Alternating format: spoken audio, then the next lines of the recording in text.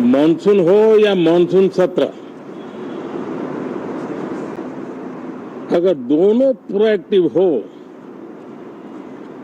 तो बहुत ही प्रोडक्टिव होते हैं।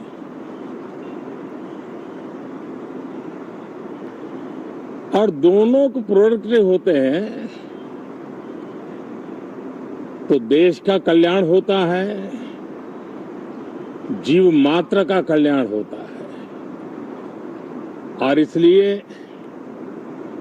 हम यही प्रार्थना करते हैं कि मॉनसून भी प्रोएक्टिव रहे, मॉनसून सत्र भी प्रोडक्टिव रहे। साथियों, पिछले एक महीने में देश ने अनेक सिद्धियां प्राप्त की है और देशवासी गर्व से भर जाएं, इस प्रकार की सिद्धियों का सिलसिला चला है। चाहे राष्ट्रीय हो, अंतर्राष्ट्रीय हो और अब तो अंतरिक्ष भी हो,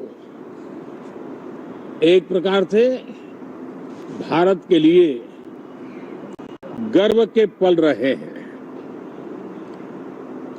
पिछले वर्ष मॉनसून सत्र के ठीक पहले भारतीय नागरिक इंटरनेशनल स्पेस स्टेशन पर पहुंचा था और कल ही परसों भारत का एक युवा स्टार्टअप, उसने बहुत बड़ी सिद्धि प्राप्त की है। विश्व के कम ही देश हैं जहां इस प्रकार से प्राइवेट साहस हुए हैं और भारत के युवाओं ने अंतरिक्ष में नई उड़ान भरी है। बहुत बड़ी सफलता है। और ये जो स्काईरूट स्टार्टअप है, उसमें जो नौजवान काम कर रहे हैं, मुझे बताया गया उनकी पूरी टीम की जो एवरेज एज है वो सिर्फ 28 साल है। ऐसे नौजवानों ने ये काम करके दिखाया है। मैं किसी 56 साल के नौजवान की बात नहीं कर रहा हूं, मैं देश के ये स्टार्टअप ने 28 के एवरेज वाले नौजवानों ने अंतरिक्ष में भारत का झंडा गाड़ दिया है। उनको तो बधाई है ही है, लेकिन ऐसी बातें जो हैं जो भारत को आत्मविश्वास से भर देती है, विश्व में भारत का प्रोफाइल सर्वमान्य सर्वस्वीकृत बनता जाता है। साथियों, ये संयोग नहीं, ये एक संदेश है और बड़ा मजबूत संदेश है कि हमारे देश के युवाओं की क्षमता और उनकी आकांक्षा अंतरिक्ष जितनी असीम है, इससे बड़ा संदेश देश के लिए कोई और प्रेरणा नहीं दे सकता है। साथियों, जो रिफॉर्म एक्सप्रेस पर सवार होकर के आज देश चल पड़ा है, उसी का नतीजा है कि भारत के नौजवान इतना बड़ा साहस कर पाते हैं और सफल भी हो रहे हैं। साथियों, पिछले दिनों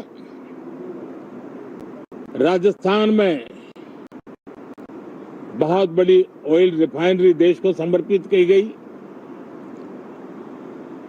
पिछले कुछ सप्ताह पहले एक सेमीकंडक्टर प्लांट यानी तीसरा देश को समर्पित किया गया। अभी कुछ दिन पहले ग्रीन हाइड्रोजन से चलने वाली ट्रेन, और विश्व में बहुत कम देश ऐसे हैं कि जिनके पास ये सुविधा है, लेकिन भारत ने जो हाइड्रोजन ट्रेन देशवासियों को समर्पित की है, वो सबसे ताकतवर इंजन वाली है और सबसे लंबी है। ये अपने आप में भारत के वैज्ञानिक, भारत के इंजीनियर्स, भारत के इनोवेटर्स, भारत के उद्यमी, भारत के श्रमिक, ये जो एक लक्ष्य लेकर के देश के लिए जी रहे हैं, देश के लिए काम कर रहे हैं, उसी का परिणाम है। साथियों, हम भली भांति जानते हैं और पूरी दुनिया चिंतित भी है,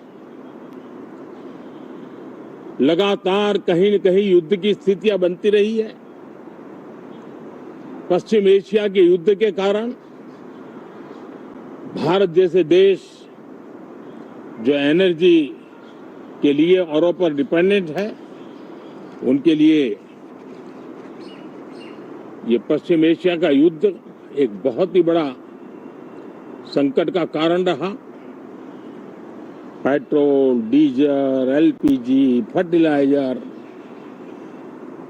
केमिकल्स, हर विषय में अनेक बाधाएं, अनेक संकट आए। उसके बावजूद भी भारत 7.7% के ग्रोथ से दुनिया की मेजर इकोनॉमी में सबसे तेज गति से आगे बढ़ने वाला देश बन के रहा। ये भारत के सामर्थ्य का परिचायक है। भारत किस प्रकार से उत्साह और उमंग के साथ नई ऊंचाइयों को पार करना चाहता है, उसकी इसमें एक झलक है। और ऐसे में जब ये मॉनसून सत्र आरंभ हो रहा है, देश ने स्पीड पकड़ ली है और संसद का स्पिरिट उस स्पीड में नई ऊर्जा भर सकता है।